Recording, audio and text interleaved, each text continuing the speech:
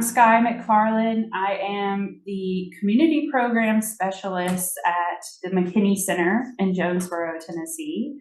And that means I manage our volunteers, I do our social media, I do some graphic design work, I work with the Diversity and Equity Committee, I do outreach and whatever else is needed at a nonprofit. And so I'll let my guests here introduce themselves as well. I can go first. I'm Michelle Treese. I'm from Johnson City, Tennessee. I'm a retired biology teacher. And I serve on various committees in Johnson City. At one point, I was on the board with the International Storytelling Center, and I think there's someone there from that organization. Obviously, on the advisory board with McKinney Center. I'm on several diversity and equity inclusion committees in Johnson City. And I'm an adjunct professor with East Tennessee State University, supervising student teachers who are going into teaching. And Michelle, where are you zooming in from today? I'm actually in Virginia Beach. The beach. My partner is here, and I'm here. Nice. Yes. Yeah. Good morning, and my name is Brittany Butler. I am zooming in from spring break as well in New Orleans, Louisiana, at my parents' home. I am also in Johnson City right now. I'm a chemistry senior instructor of chemistry at East Tennessee State University. But my kids participated in an art class at the McKinney Center, and I kind of got to know Skye and got involved as a guest with Conversations That Matter and then a moderator. And so I was also past president of community volunteer organizations like the Junior League of Johnson City. And I have a 12, 8, almost 9, and 7-year-old. And so they're also doing the dance discovery class at the McKinney Center right now. So yeah. And I'm a little under the weather, so I sound like a frog a little bit. It's fully spring in New Orleans. Yeah. Yes. Well, let me share my screen here, and we're going to talk more about what Conversations That Matter is. And hopefully we don't lose the two of you. Okay. Brittany told me the button to push. Yep. There we go. Awesome. So to start with, I want to tell you a little bit about our building. We are in what was the old, it was the Black School in Jonesboro, Tennessee. It was called Booker T. Washington School. It was built in 1940 as part of the Works Progress Administration. It served grades 1 through 8 for Black students until desegregation. And between that time and when it got renovated, it basically was like an extra space for some classes in Washington County and things like that. And then it became a storage building, and it really fell into disrepair. And thankfully, the town of Jonesboro purchased the building around 2011, and it was renovated and reopened as the McKinney Center at Booker T. Washington School in 2013. And the building's named for Ernest L. McKinney, who was the first Black man elected as an alderman in Jonesboro in 1968. And later, his son, Kevin McKinney, was elected the first Black mayor, I believe, in the 80s. And actually, Jonesboro's got a lot to work on, but they have had a person of color on their alderman since 1968. And so today, this is what the McKinney Center looks like.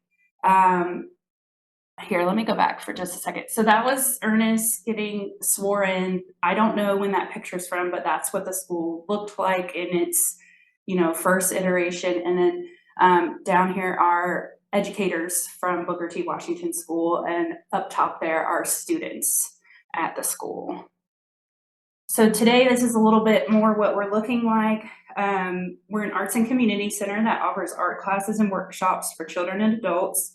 We house the Storytown program that collects local stories and creates a monthly live radio show and annual play. and we host community events like Conversations That Matter. So with the history of this building and the legacy of the family for which it's named, the McKinney Center's mission is to provide a comprehensive program through Jonesboro's Mary B. Martin Program for the Arts, which teaches various art skills to all participants through a quality program of instruction open to all segments of Jonesboro's population. And in addition to that, a primary mission of the center is to enhance minority participation in the planning and implementation in all activities in Jonesboro, while specifically celebrating the contribution of the African American community in the growth and development of the town. And we have had for about the past 4 years a diversity and equity committee. And we have our own mission statement, which is the McKinney Center's Diversity and Equity Committee strives to foster recognition of the diversity in our community by optimizing a meaningful network, building sustainable relationships, embracing uniqueness, and strengthening the celebration of our differences through programming and events. And actually, Michelle's on our D&E board and helped us come up with that. So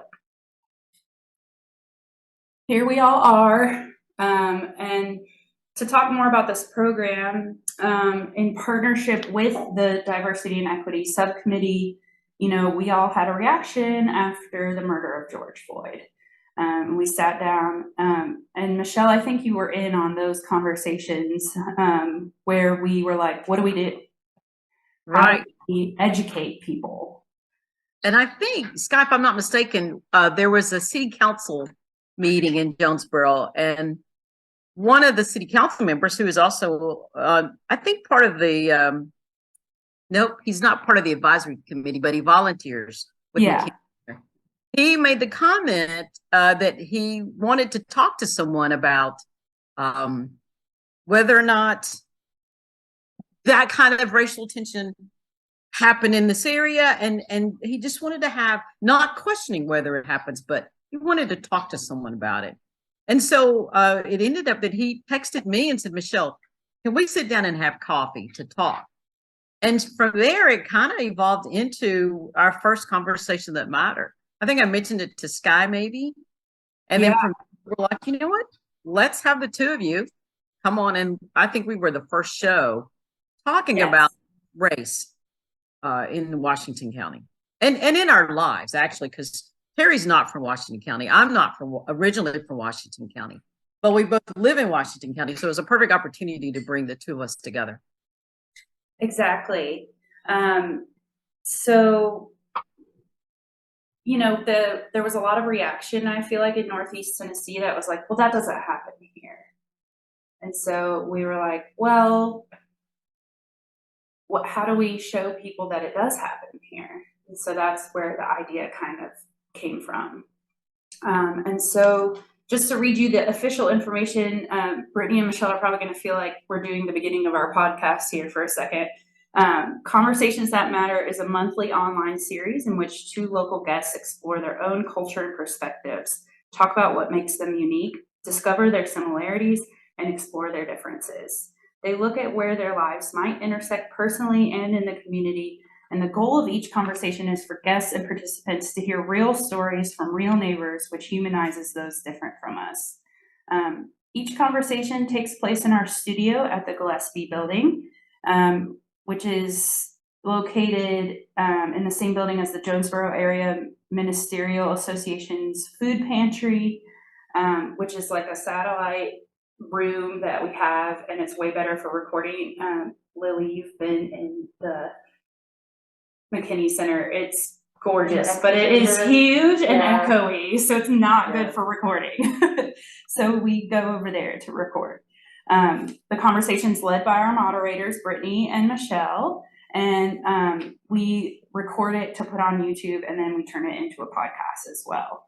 And so, Michelle, I have this in my notes here. Our first event was in July of 2020 with you and Terry Countermine, who is one of our aldermen, because he wanted to talk to Michelle. And so we were like, well, let's just share that with everyone. And Caitlin Yarborough was our moderator before Brittany filled in. And so she was the one asking questions at that very first event in July of 2020.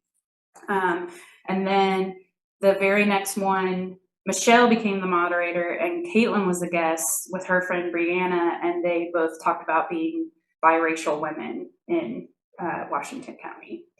And so those were our first two. Caitlin moved on to make cookies in her cookie baking business, and now she's a partial owner of the coffee shop in downtown Jonesboro. So we miss her, but we understand that she has other things to focus on, and we're so thankful to have Brittany. So I wanted to read you, this is the information sheet I usually give to people to try to convince them to come be on the show with us. They usually like to have a list of questions. This is our little building that we go into, not as pretty as the McKinney Center, but it's great for recording. And so I wanted to read you our first list of questions, which Michelle and Caitlin came up with, because we have kind of evolved since 3 years ago, which is insane that we've been doing this that long. But we asked, tell me about the first time you met someone of a different race. What do you remember about civil rights in the 60s? That's for the older folks. The death of George Floyd has opened the eyes of many people. What do you now see that you didn't before? When you were growing up as a child, what did your parents or guardians say to you about Black folks? What did the history of Black folks look like in your history classes? Did you ever have a best or good friend that was a different race, culture, or religion? Tell me about a memory of attending school with a Black person for the first time. Have you ever witnessed racism? What do you believe would be a good place to start for addressing equality and racism? Have you lost friends or family because of your stance with this movement? And do you see or experience inequality in your church? So that was just a list of questions, but I'm pretty sure Brittany and Michelle can attest to the fact that we never use the questions. Like, it is conversational. There's been a couple times you might have referred to them. And I remember when we first started, we're in Little Jonesboro, Tennessee, and we really didn't see in that area the incredible protest and violence and burnings of buildings and things like that in our area. And we thought, people think that since we don't have that, then we don't have an issue. And I think those questions are questions that will bring up that conversation about, well, yeah, I remember the first time I had a Black friend or a Black kid in my class. And it's not a threatening conversation, which is what I love about it. It's just, tell us about that. And I think what's interesting is that when we were using those questions, most cases, the conversation between the two people who usually knew each other on some level was more common than we would see. They, both would have some experience of being the only Black kid in the class, or the first time that a white kid had a Black friend. Those conversations would just flow, and we would just use maybe 3 or 4 of those questions because they just talking. And it is a conversation. It's not an interview. It's a conversation. Yeah, people so desperately want you to send them a list of questions, but I'm like, I promise you, we're just going to talk to you. We're not going to talk about these questions. Don't think about them too hard. So over time, we've kind of transformed. We broadened our question lists for this year, but you'll see they're pretty similar and they're kind of going for the same answers. So now it says, introduce yourself and share us with some information on your background or heritage. Tell us about the first time you remember meeting someone different than you, and what was that difference? Have you ever had a cause that you wanted to make a stand for, such as civil rights, women's rights, etc.? As a child, did you learn about people who were different from you and your family? Did you ever have a good friend that was of a different race, culture, or religion? That question stayed the same. Have you ever discriminated have you ever been discriminated against due to age, gender, social, economic status, accent, etc.? What is equality and how can we work towards it? Tell us about your life passion. This is a Michelle question. Give a shout out to your favorite teacher. Who are they and why? What character trait did you get from your parents? And what is your favorite book or TV show right now? But I'm happy with this list of questions, and maybe y'all can make a comment about this too, but I feel like it opens us up to anyone. And I'm glad to do that because there's a lot of people who probably feel like they're in a minority in Washington County that doesn't necessarily fit into, you know, being a Black person, which is a very important cause, but I like us being open to more. Yeah, it's much broader now. And I really like, and I think the transition probably happened about when I came in also. And so people are much more comfortable just sharing their experience and then how it relates to Washington County, because everyone lives in this area, even if they're not from the area originally. And so I know we've had some pretty good contrasts with upbringing.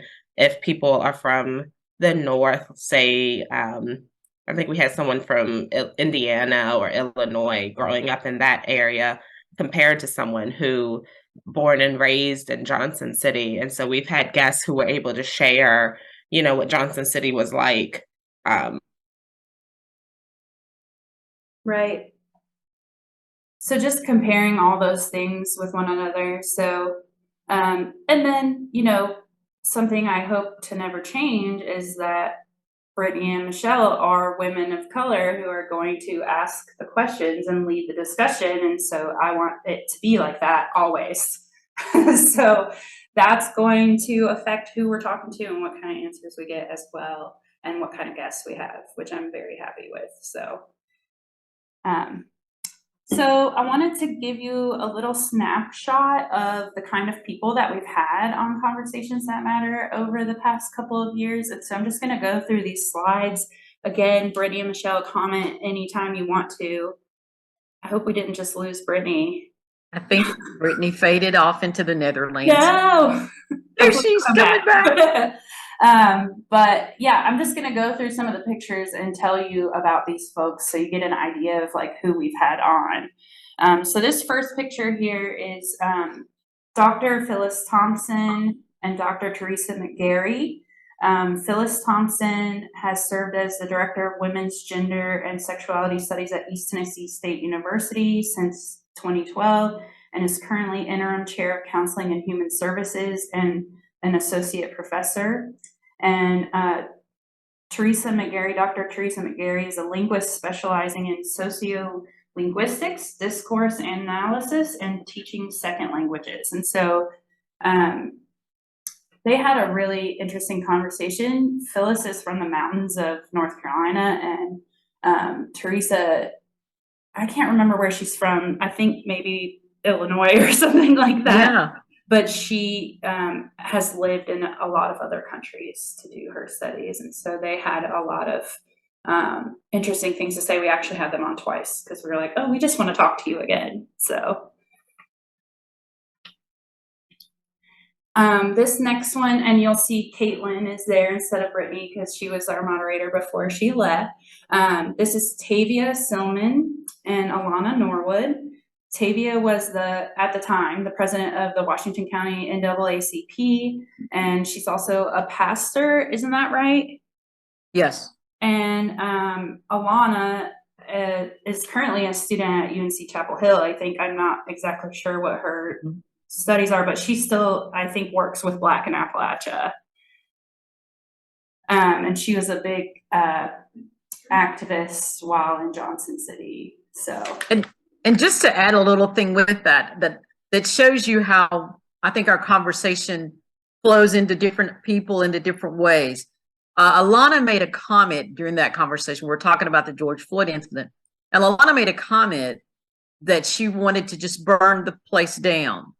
Now, a friend of mine who is a white female, older, was listening to that conversation that matters, and then called me and said, Michelle, why do folks want to just burn stuff up? Can we have coffee and talk about that? So we met This was me and Mary is her name. We met for coffee and we were talking about it. Well, I found out in our conversation that Mary had gone to school in Berkeley, California, doing all of that 70s kind of stuff that was happening. I was too young to know. But in our conversation said the same thing. We were so mad. We just wanted to burn the place down. And I called her out on it. And I'm like, did you just say you wanted to burn the place down? Yeah, we were.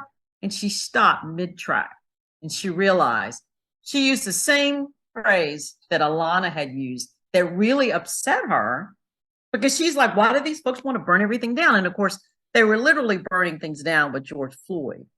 But it was so great to call her out. To say, you used the same phrase that Alana used. Do you see that?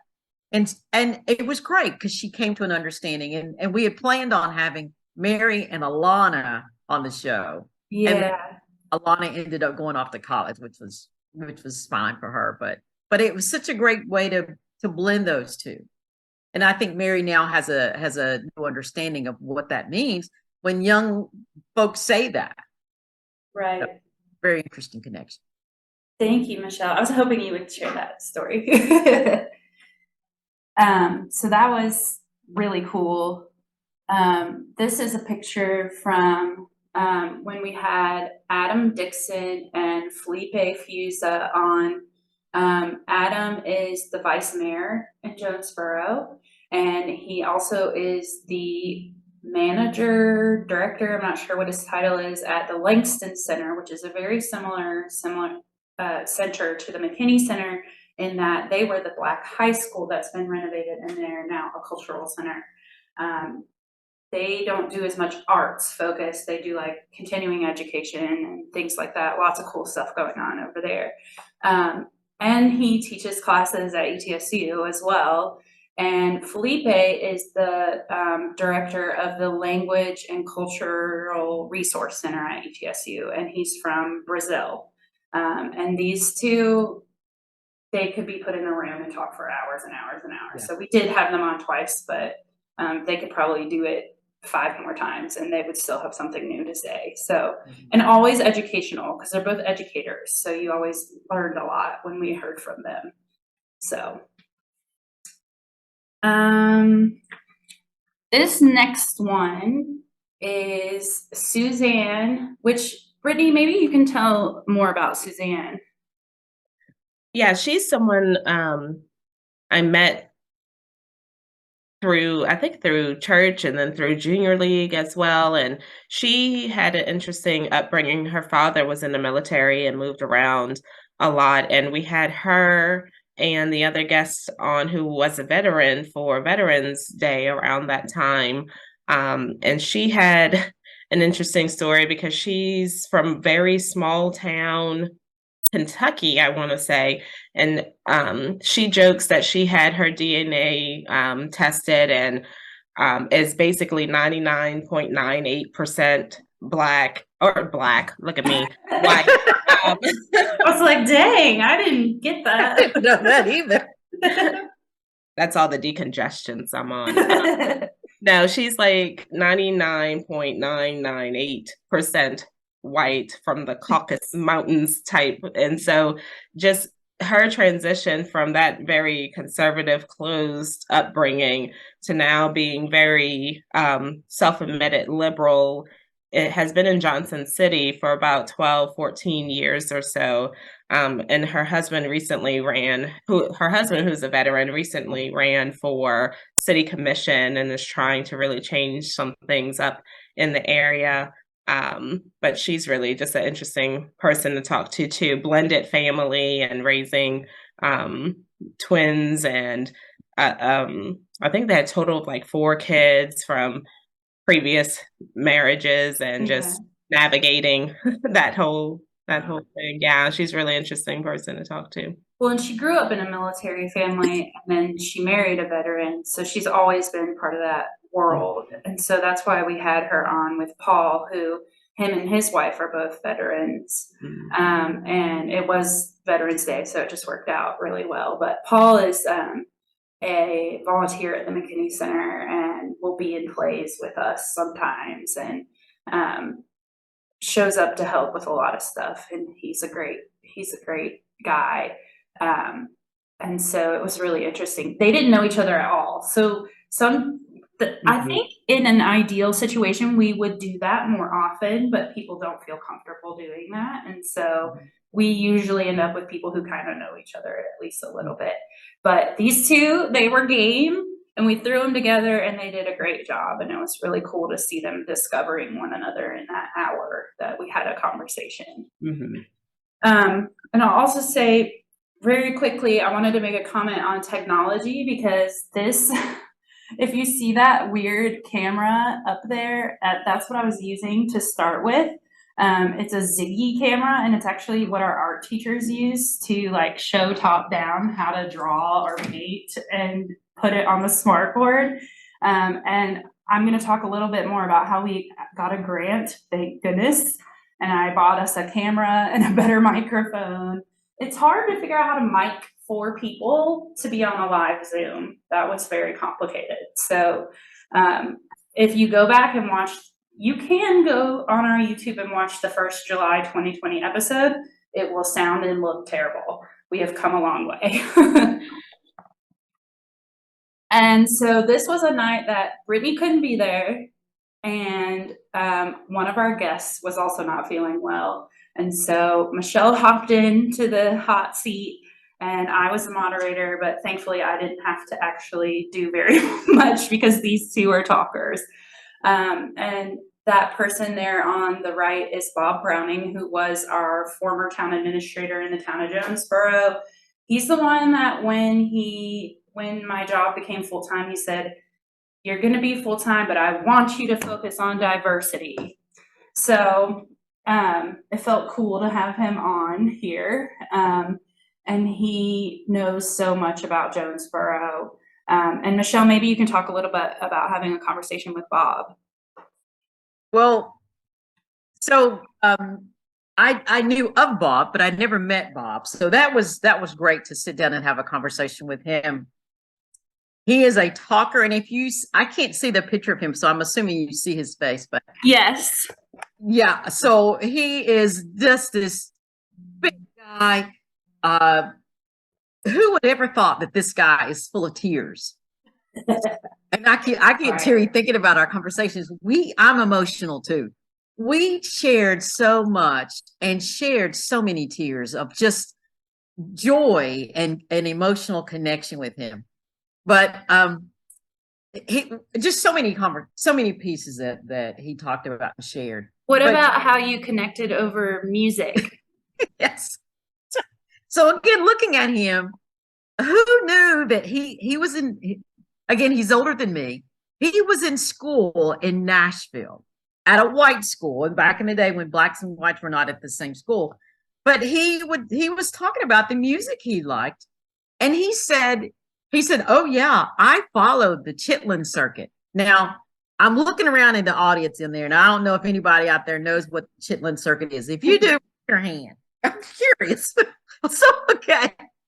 So this man knew about the Chitlin circuit, and the Chitlin circuit is they're just different bars. We call them bars today, but places that black bands would perform all along the east part of the United States. And because black folks cannot go into all the different bars and clubs. This man knew about the Chitlin circuit. And coming on, I'm like, oh my gosh, Bob. So that was our biggest connection. But he loved James Brown. He loved all of these incredible black groups that I remember my mom talking about. And I'm looking at him going, Bob, you are listening to that kind of music.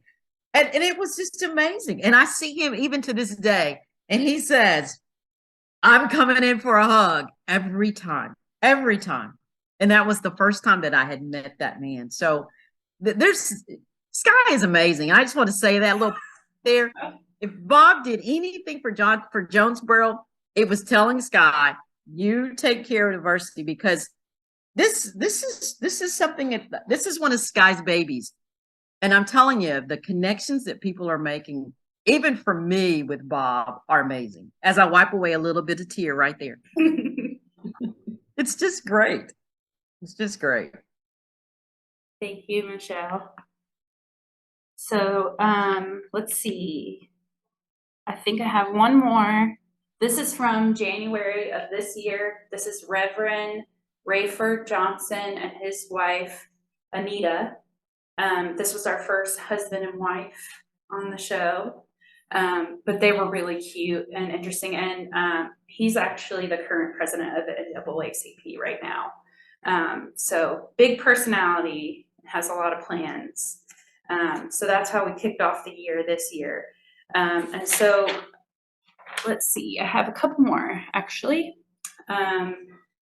There are Ren Allen and Jason Flack, who are local artists. Ren Allen does makeup and body painting, and Jason is like a pop artist. And it was so cool to hear them connect because Ren's from Alaska, but Jason is from Johnson City. And so just hearing them connect over art and nature and things like that was really interesting. And then down here in the corner, this is one of my favorites to this day. That's Dr. Cerrone Foster. And Brittany was actually our guest, which was perfect because Brittany's a chemistry lecturer. And Cerrone is Biology. Yes, sir. yeah, she's an associate professor and assistant coordinator for the Honors and Discipline program in the Department of Biological Sciences at East Tennessee State. And so y'all talked about all kinds of good stuff. Brittany, maybe you can make a comment about that conversation. Yeah, that one was just our experience. I know it came up a lot just as a Black female in STEM, and then our experiences in graduate school and things like that. Cerrone is originally from New Jersey, I believe, and had a very strong family support system, and was able to navigate that world and participated in McNair program that sort of helped prepare undergraduate students for graduate school. And so she was able, and she's been at ETSU for several years. Whereas my family has more of a background in business, that sort of area. And I kind of just came out of nowhere saying, I want to do chemistry. So really didn't know how to navigate graduate school, and just talking about my experience at UNC Chapel Hill and being one of two persons of color in my entering class. And this was just back in 2005. Yeah, 2005 is about when I started.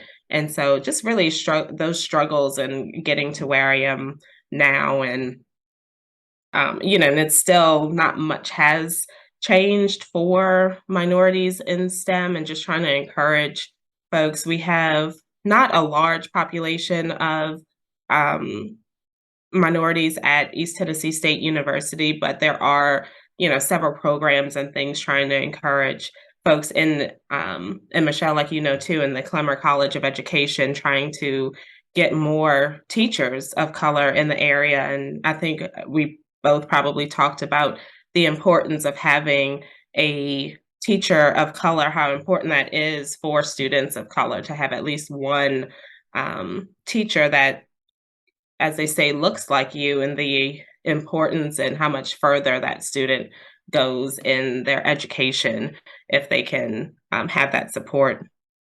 Mm-hmm. We come back to that subject a lot in Conversations That Matter. It might a little bit have to do with the fact that you two are both educators, but it is something we come back to a lot. It's like that is lacking in Johnson City and Washington County, having a teacher that looks like you, and that is a game changer. So yeah, definitely if you leave this room today and you get to go to our YouTube page and watch one of our Conversations That Matter, I might recommend that one. Maybe you guys can make a recommendation of one as well. But I wanted to talk a little bit about our grant that we got, total game changer for us. So this year, we stopped doing the live Zoom events because we couldn't get anyone to show up hardly anymore. I guess everyone zoomed out, which makes sense. And so we just decided to try to make a go of it this year, where we just pre-record it. And so our video quality is better because Zoom always knocks down your video quality. And then we can be more flexible with when we schedule these things. And our first YouTube video with Rayford and his wife got 114 views, which is more than, we would ever get on a live Zoom. And we were already recording them and putting them on YouTube. So we're just going to focus on that. I think it's going well. They probably sent it to everyone in their church, but if that's how we got the views, that's how we got them. So the February episode has had 10 podcast downloads and 32 views on YouTube. And it was just two older women of color that live in Washington County. And so, people are sharing them. I'm happy to have, that's technically 40 people who have seen that one. So, and Skye, that one was interesting to me too, because as someone who's been in the area for, I think like 6-8 years now, I had never encountered those two ladies before, right? And just hearing their story and their background and being able to make that connection, that's been really eye-opening with this program as well. Just the people that I've gotten a chance to interact with that normally outside of this program, I probably wouldn't have crossed paths with them. Right. Yeah. Yeah, because after that one, we just all sat around and talked for another hour just for fun. So, those situations are really cool. That I wouldn't get to be in those rooms either if it weren't for this program. In 2021, we applied for the Hope in Action grant from East Tennessee Foundation. They had somebody from their committee come and meet with us at the McKinney Center, and they left and said, great job. And they sent us $7,000, which was awesome. So that meant we got to pay Brittany and Michelle, which is always the goal. So we got to pay them.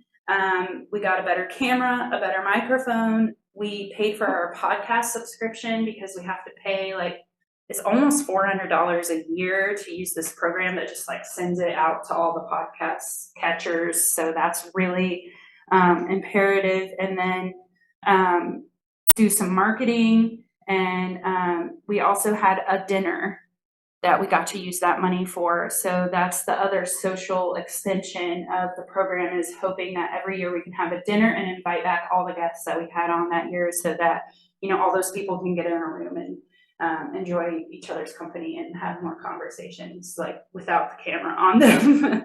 So that was really fun.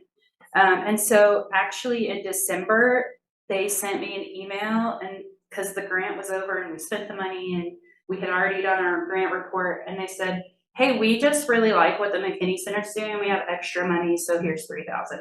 So it was wow, best gift ever. So that means, again, that we're going to pay Brittany and Michelle this year, and we're going to do the dinner again.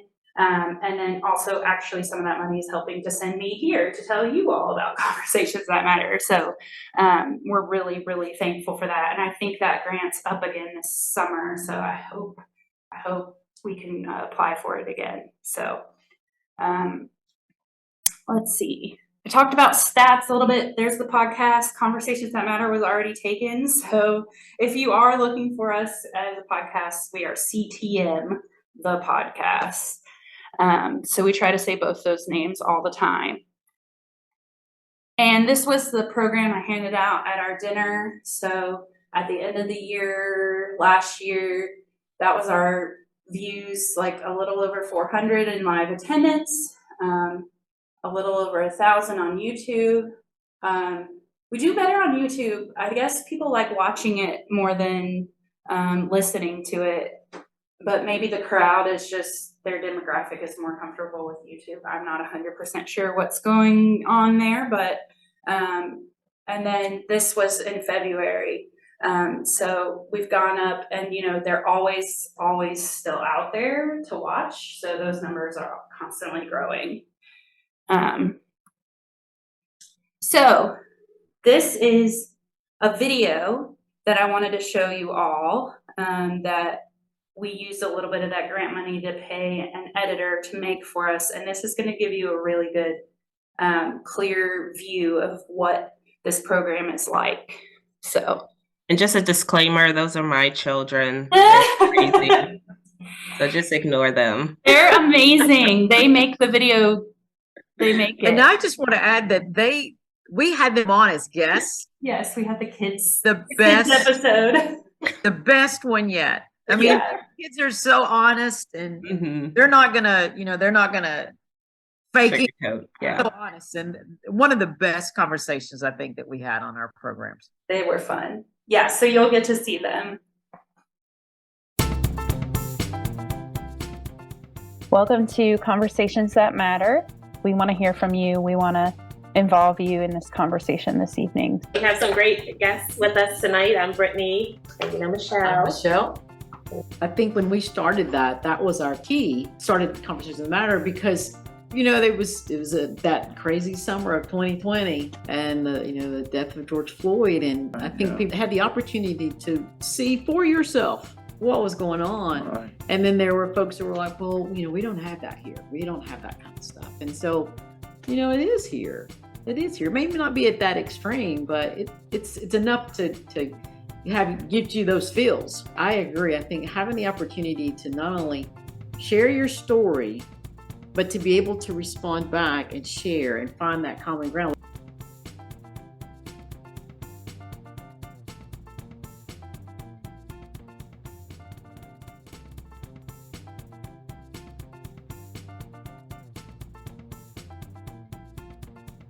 The surprise was we knew coming in that we came from Central Alabama, which was like 50-50.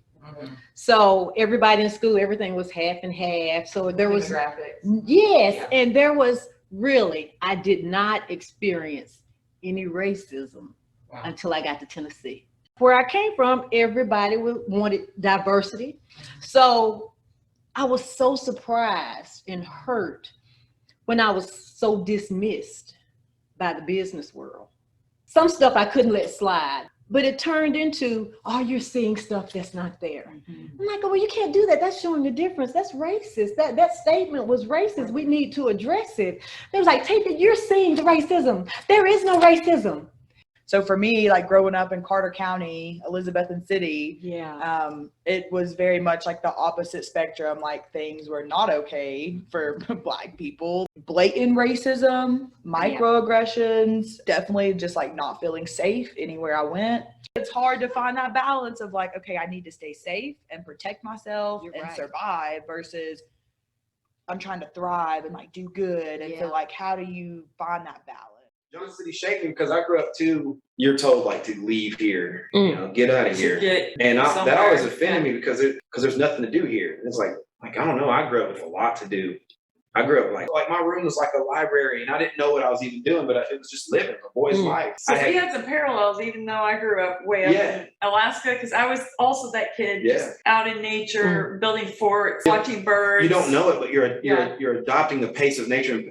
Nature's patient. It doesn't ask for anything. It just does. Yeah. I didn't know that. And now I know. You can exist. It felt safe, and it felt like for a nerdy kid. So I grew up in a very cultist religion. I grew up in a mixed race family. Completely different experience with the same words. Completely different so I relate to a lot of what you're saying, even though our experiences were vastly different. And art was my escape because I was a super nerdy kid because we were in a cult. I wasn't allowed to wear makeup. We had to have long hair. We wore dresses. So we stood out like sore thumbs in not a good way. And and I was very much needing to fit in somewhere, and art was also no doubt. like I got you're kind of in art club and all that. You're kind of like the other kids think that's cool, but you're also a nerd at the same time, so they don't really know what to do with you. Cool, right? There is a good reason that the McKinney Center is named after the McKinney family. Set the direction for the town and really establish the foundation for the progress that Jonesboro has made over, really a 40-year period of time. And interestingly enough, when he was elected in 1968, he won his election the same night that Martin Luther King was killed in Memphis. Yeah. it kind of put a damper on the celebration. But yeah, it was something else. It really was, you know, the celebration, and then all of a sudden it's like, you know, what do we do? But it worked well, and he just kept pushing. I mean, that was my dad and my mom. I mean, I tell you what, it's both of his parents. Marion is somebody you want on your side. Yes. She is truly a wonderful person. But if she thinks you've done something wrong, she's going to tell you. Right. And fortunately, I've worked hard to be on her good side. Yeah, that's it. That's what side you want to be on. I think a lot of people are deeply wedded to both myth and their own preconceptions about who Black people are. I think they are deeply wedded to their ideas of what whiteness means. And I think beyond that, there are people for whom if they go too far in digging into that area, it becomes extremely uncomfortable. This isn't about an individual person necessarily. This is about acknowledging large-scale histories, group histories, histories of power and control, economics, poli-sci. So we're talking about bigger things than whether or not you feel unduly attacked because of your identity with whiteness or affiliation with whiteness. We study Black history, for example. We tend to put it always in relationship to whites and never just Black people as Black people. And that idea that Blacks are monolithic, it's really insulting. Yeah. It devalues Black people. It takes away Black agency. It can't just be the bad things. It has to be a much more comprehensive view of the Black experience and allowing Blacks just to be Black and not as something that is always relation to the majority population. And now, Mr. Wolf, why don't you tell us a little bit about yourself? Something we don't know. I'm just messing with you. Well, I might start out by saying I'm a racist. Okay. I didn't meet my first Black person until I was 30. And I was raised in the Midwest. We're in a suburb of Chicago. I was told by a barber, we don't let Blacks in here after 6 o'clock at night. My parents, you never heard the N-word. But as I reflect back on my youth and that, there was racism. And heck, I didn't know what white privilege was. I didn't know what white supremacy was. I really didn't know that until maybe 3-4 years ago. Taking a lot of education, a lot of experience, and a lot of talking to this guy. What we're seeing today is basically a repeat of what we had 50 some years ago. The difference today is there is more white people that have joined hands and marching with, hopefully to try to see a change, in hopes that this will come to some type of head. And with me saying this, it would be wonderful to see where some of the white people and where some of their conscience is, the ones who have power. They see the problem. Are they going to do anything about it? Or are we going to have to continue to suffer that we've been suffering for all of these hundreds of years? You can educate the mind. You cannot educate the heart. You have to experience it. I've gained a lot of clarity looking back. So I was in graduate school 2004 to 2005 at UNC, and they had 4 divisions of chemistry: analytical, inorganic, organic, and physical. And so across all of the divisions, they had us all in one auditorium for the orientation. It was me and one other Black female. And I remember just sitting there like, really? This is all y'all could find? Like, I know there's some other people of color interested in chemistry, but there's names for it now. Stereotype threat was really big for me, and imposter syndrome. So because there aren't a lot of women in STEM, and then aren't a lot of people of color in STEM, it is sort of like, well, how did I get here? And you don't see people who look like you to mentor you. And so with stereotype threat, with every exam, there's this like fear and anxiety that you're going to reinforce the stereotype that people of color are less intelligent, or are not going to score as high on an exam, or that whole thing, girls are bad at math. My experience was a little bit different, and I attribute it solely to my upbringing in Newark, New Jersey. While I did not have any Black women in STEM as well as Black women in STEM, and particularly for me 20 years ago, starting out in this field as a PhD student, I did not have any women mentors. But I had mentors in other fields. And so women who were in other disciplines, particularly a lot of educators. And even just growing up, my teachers who pushed me into STEM as well, growing up in Newark, being tough, being fierce, knowing how to handle situations and things that come your way. So I did feel like I was very prepared, having a grandmother and a mother and just a father and parents who are people in the community, godparents who looked out for me. I'm the first person in my family to graduate from college and then have a PhD. And even with that, they were very supportive. And so even though they didn't understand the science and the chemistry and the background, they knew how to persevere. If you could tell adults something today about skin color and being friends and all that, what would you tell adults? What do they need to know? It does not matter at all. Doesn't matter at all. Everyone is an equal person, and no one deserves to be treated better than anyone else.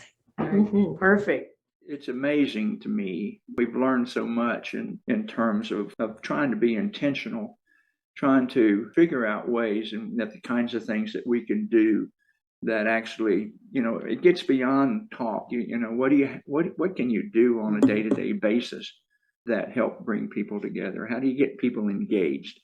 And it's always a challenge, and there's always improvements to be made. But over a period of time, it tends to grow, and the participation, the diversity of activities in town tends to grow. And so, I think that we have a lot to be proud of in Jonesboro.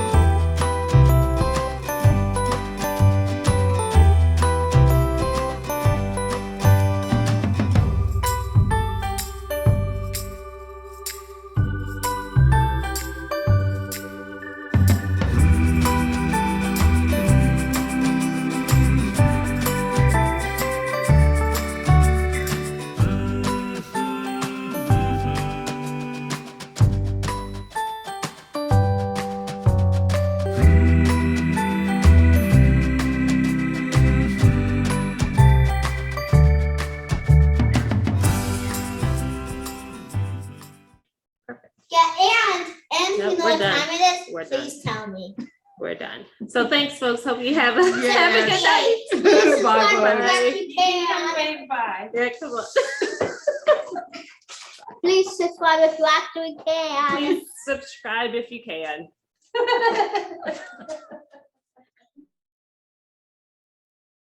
So, I'm going to try to say this and not tear up, but Brittany and Michelle are like, this is the joy in my job. Sorry. I look forward to it every time. Like, we have so much fun. And I've made friendships with these people. And just thank you for making my job fun. We love you, Skye. We love Oh you, no, I Skye. want to play that again. Okay. You're the best. Sorry. This is from our dinner in December, which was really fun. We just had delicious food and we played that video, and Brittany brought us some wine, thank God. And it was a really nice evening. And that's from the dinner as well. We all like made a little comment, and then it really was just a time for everyone to hang out. But I wanted to end this with, I know we've used up almost all our time, but we have a little bit of time left, and I wanted to use it, and I want this to stop. I want y'all to be on the screen. The big screen. Hang on. There we go. Okay, this is our own little mini conversations that matter, and I'm the moderator today. So I'm asking questions. So I wanted to ask both of you, what does this program, Conversations That Matter, mean to you? Well, Brittany, if you want to go first, that would be great, because there's a big jet going by right now. Oh, goodness. Sure. Like I said, I came into this program first as a guest, and then everyone, and I found that, everyone who volunteers really wants to share their story. They want to share their experience and their perspective. And it's just such a great opportunity for folks to be heard and just understood better. And I see it really as an opportunity also for folks to get introduced in a different way to others in the area. And so we've said this before, just personalizing everyone's perspective and everyone's story. And, we hear about a lot of differences, but mainly we end on all of the similarities between people and all the connections that people didn't necessarily know about, and just being able to highlight those, I think, has been really important. And for me, after I retired from teaching, I call myself an activist, and I'm really involved in diversity, equity, and inclusion. And I think when the opportunity came for us to start this, in my heart, I knew that if we could get individuals to see at the heart level differ and how we are the same, I felt like that was one way to make a slow, gradual difference in our community. And it was. We started the summer of 2020 with George Floyd and COVID and all these crazy things were going on. And I think people were very vulnerable. And the questions, if you remember, the very beginning sets of questions were a lot about race. But we had people that were willing to sit down and be vulnerable and share those answers from their heart. And it makes such a difference. Just like Skye with the tears, I feel that. And I know that our guests feel that. And I know that the people that are listening, and a jet's going to go over again, the people that are listening have to feel that. And they return every month to get more. And now having it on YouTube, they can get it whenever they want, which is even better. But I love making those heart-to-heart connections and being able to share it with others in the community as well. Right. One of my other questions is, what is most challenging about Conversations That Matter? And I'm going to say my answer before y'all say yours. Booking people is the hardest. I have been told no a couple of times. Usually it's because people feel uncomfortable. There was one person who I think was like, I don't want to talk about that stuff, but yeah, getting people on the show is probably my biggest challenge. So yeah, my biggest challenge is just physically getting there. So with my 3 children and full-time job, and crazily went back to school to get my EDD in educational leadership, just having the time to get there. And I'm always tired, and usually 2 out of 3 kids want to come along.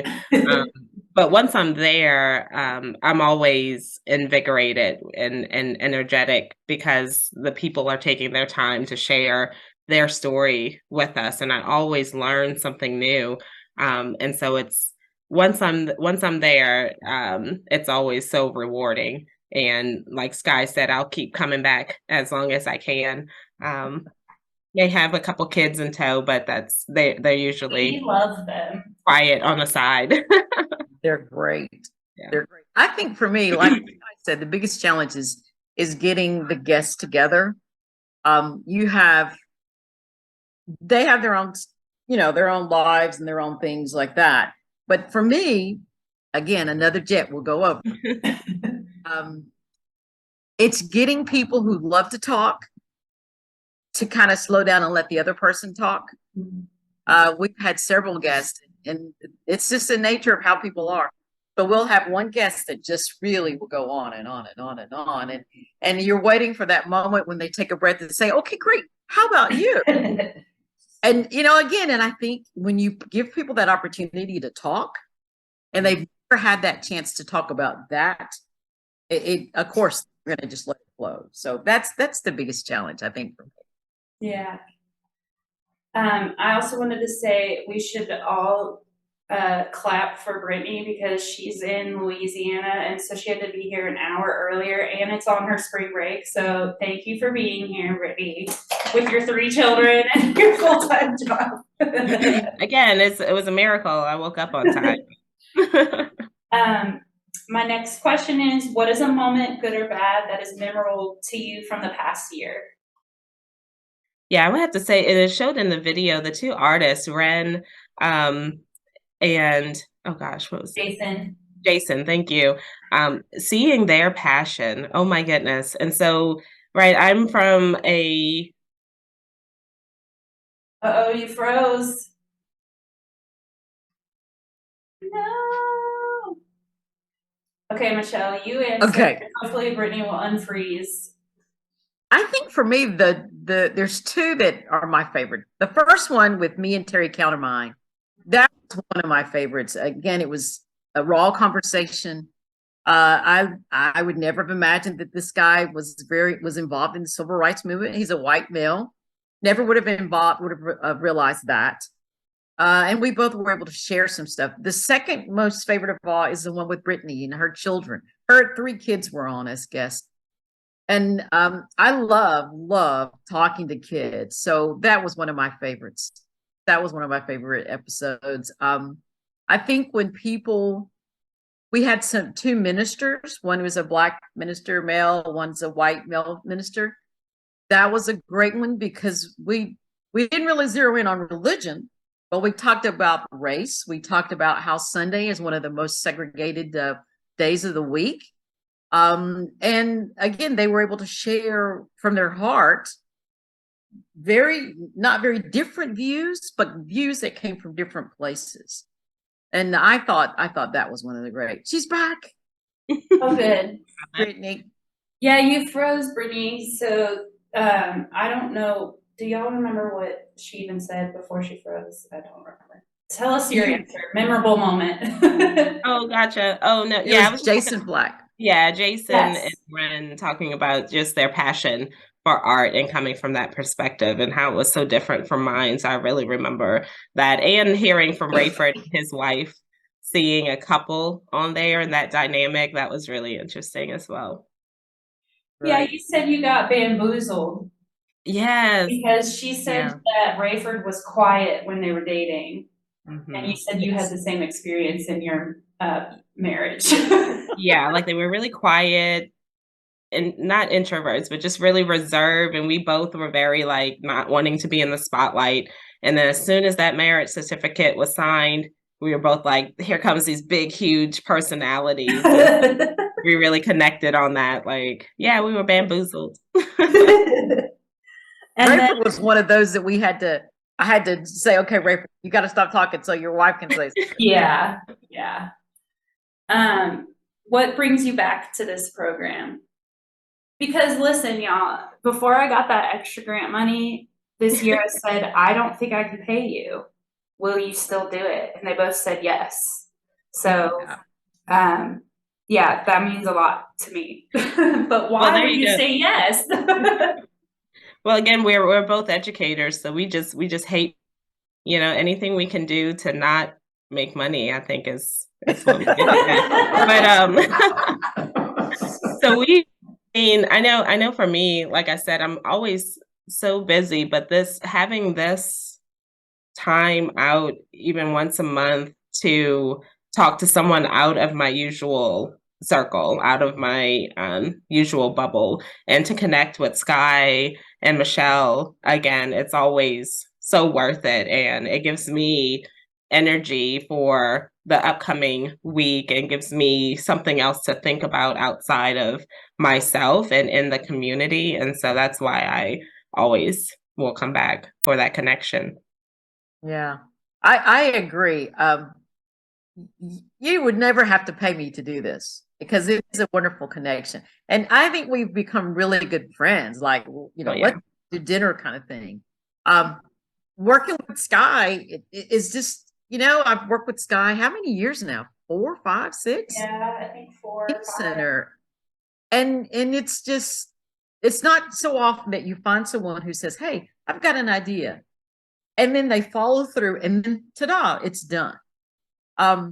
And I see that with Skye and Brittany, just a great joy to hang out with Brittany. I think both of us being science teachers, I'm biology, she's chemistry, is great. Brittany hates the outdoors, so that whole conversation this weekend.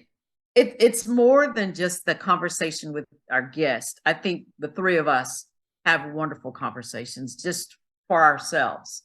And that's pretty fun for me. I enjoy that. I do enjoy our group Talk chat. about. Yeah. I enjoy our group chat. On text message. We have a good time. So, well, I won't keep y'all any longer. Thank you for coming. Michelle and Brittany, thank you as always. It's a pleasure. I'm so glad we could get you on Zoom. All the technology worked, so yeah. Awesome. Thank you both so much. Thank you, Skye. Thanks, Skye. You. This is great for the opportunity. We'll see you. I guess I'll peek in. Bye. Enjoy the rest of the conference. Bye. We will. Bye, we'll folks. have fun.